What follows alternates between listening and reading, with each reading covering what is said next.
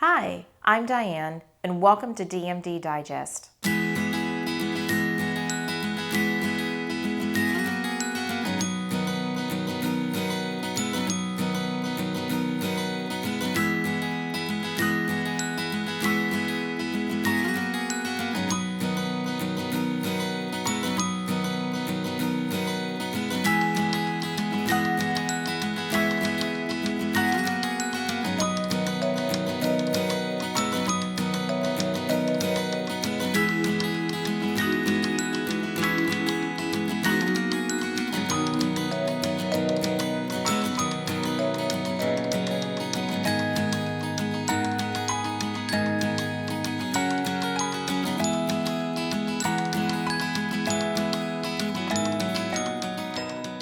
Hi, I'm Diane, and welcome to DMD Digest. Today I'm going to be talking to you about melatonin, which is a supplement. And we've talked a lot about supplements before and different ones to use, different things, or different ones not to use as well. And you might be thinking, since the title of this webcast is Digest, and if any of you have listened to any of my my webcasts prior, you know that my basis here is talking about digestion and struggles with digestion, from heartburn related things to intestinal gas issues. So you're probably thinking, well, why are you talking about melatonin? Because don't you use that to help you sleep? And that would be correct. You can. And I'm going to talk a little bit about that. Melatonin is generally known for helping people with some type of sleep disorders. So we're going to go into that briefly. But the other reason I'm talking to you about melatonin is because in my history of digestion problems, I've done a lot of research, done a little bit more than what you would need to do, and have found that melatonin, there has been some studies showing possible use and some possible improvement with heartburn related issues, which is also known as GERD, or gastroesophageal reflux disorder. So let's talk a little bit about melatonin in general. It is a hormone. It's actually found in something called the pineal gland, and it is also associated with tryptophan, which is a precursor, meaning you kind of need the tryptophan in order to make the melatonin. I'll talk a little bit more about that as well. And it's found in the hypothalamus, which is in your brain. So enough anatomy and physiology for you there. But most of the time when we look at melatonin, we're looking at using it like to aid with sleeping. And you can find it anywhere, which brought me to my next topic, which was, well, how do you know? How do you know what's good, what's not good? And, there's melatonin everywhere, and I can buy it at the grocery and the pharmacy and all this good stuff. And then they have chewables, and there's capsules and tablets, and some of it is time released. And so then what do? It's confusing. Melatonin actually is used for more of a circadian rhythm sleep abnormality, which means like falling asleep, staying asleep, and it's not actually beneficial to use in every type of sleep disorder. It's actually a little more useful using it in people who are either blind, who, because they can't see sunlight and sunset, their time gets messed up. So it can be beneficial to use with those individuals. And also for individuals who are kind of like your night owls. They stay up really late. They don't want to get up earlier in the morning. There's also been some research to show that it can be helpful in jet lag. Not everyone should take melatonin. So the idea that, it's safe, it's naturally occurring in our brain, so I can give it to my little children, and I can take it if I'm pregnant, and I can take it no matter what other medicines I'm on because it's naturally in my brain anyway, is actually incorrect. You still need to be cautious. Melatonin can interact with blood thinners and diabetic medication, with blood pressure medication, as well as things known as immunosuppressants if you have any type of like autoimmune condition. So it's also not been studied for any period of time in children or pregnant women or lactating women, or if you're planning on getting pregnant. It also is not indicated to use for long periods of time. The research out there is looking at maybe like 3 months or so, shouldn't be harmful. So once again, not everything that you read or see on TV is truthful and accurate or safe for that matter. But let's kind of flip over and talk about heartburn issues, because I said that I've done some research to find that it actually is showing some usefulness there. So that was eye-opening to me. The dosage to look at as far as benefits with heartburn, and heartburn is something that you'll know if you have it, because it feels like your throat's on fire or you've got a fire going on in your stomach. Sometimes just to swallow, eat normally is painful. Some people, you notice it more when you go to bed, lay down at night, and you'll have like this burning sensation come up in your throat. It's not a pleasant thing, and hence also interferes with your sleep. But the use of melatonin here has actually been studied for over 10 years is what I found documented. Some of the more recent research has been done like in 2015, 2018, so fairly current. And it's looking at using doses at anywhere between like 3 and 5 milligrams.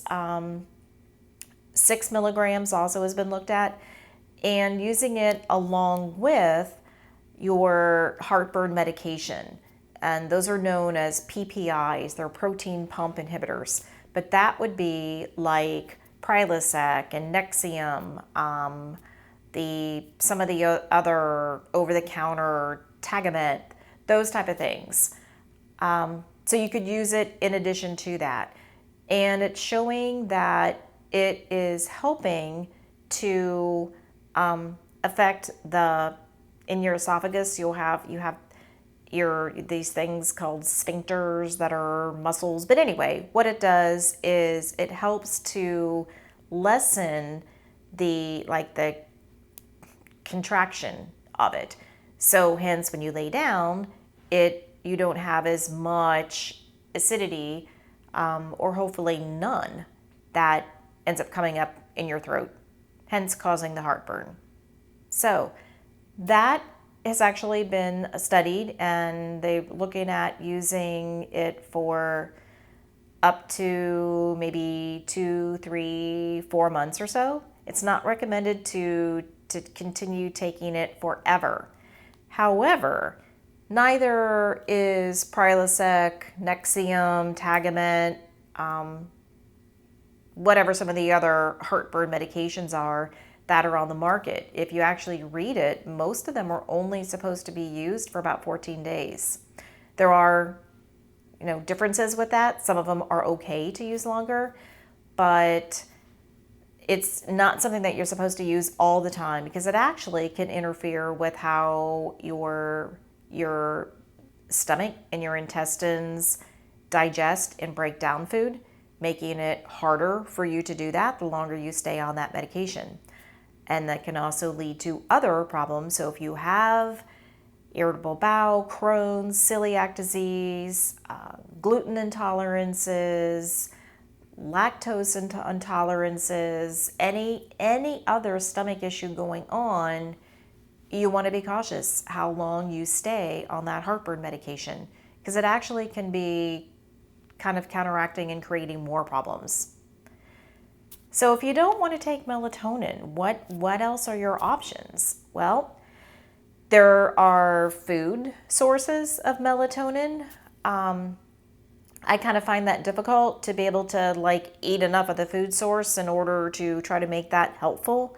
But some other food sources of melatonin would be bananas, rice, barley, some nuts like sunflower seeds, not peanuts, not cashews. So you kind of need to know the nut that you want to use.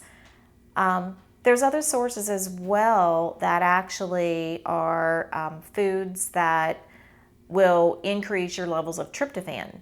And if you recall when I first started talking, tryptophan is a precursor. So we need tryptophan in order to make melatonin. So tryptophan, if any of you recall any stories about, turkey, why do you get kind of drowsy after Thanksgiving, after you've eaten turkey? Well, one of the reasons is because most of us on Thanksgiving overeat, and so you're just full and you're tired and you get a little drowsy. But the other reason is because turkey, in addition to chicken, any kind of poultry, has a lot of tryptophan in it. So as that's being digested, it's kind of calming or sedating, so you kind of feel tired. So some other sources would be seafood, red wine. Now that I find kind of interesting because red wine can help to promote melatonin and things, but that doesn't mean, drink a bottle of it because it'll make even more melatonin. So as always, use caution, be smart. Don't do something that you know is already not a good idea. There are some herbs and spices as well. And I kind of think this is interesting too, because whenever you hear about digestion predominantly, you'll find often like the herbs and spices, ginger or curcumin or turmeric and or peppermint oil, things like that. And those can also be very helpful. Not everyone can tolerate that though. So I found for myself actually ginger and pretty much everything that I just listed kind of does the opposite for me. Peppermint is okay, but there's some studies that show that peppermint can actually agitate your esophagus. So, but generally speaking, ginger is something that it's kind of a good anti-inflammatory in general. So once again, use caution if you're using melatonin. Look at other sources of it. If you do need to supplement, look at, as I've spoken before, look at good sources. Make sure that it has some type of USP certification, that it's, we know that it can't be FDA approved because it's not considered a drug or medicine, but make sure that it is a good source. You can look at consumer labs for good sources. Another site is Research Verified. You can look at Now Products, generally has a good line of supplementation. When in doubt, you can always go to your local herbal store. They're generally really knowledgeable about good sources of their supplements and want something that is clean, meaning free of additives, things of that nature. So be smart, use your melatonin wisely, look at other sources besides supplementation if needed, use a correct dose, be cautious what other medications you might be using with it. Always talk to your doctor or advanced practice individual who would be prescribing it. Sometimes it can be prescribed. Insurance doesn't always pay for it though because you can buy it over the counter. So happy sleeping, happy heartburn, and I hope this information was really helpful for you. Thank you so much.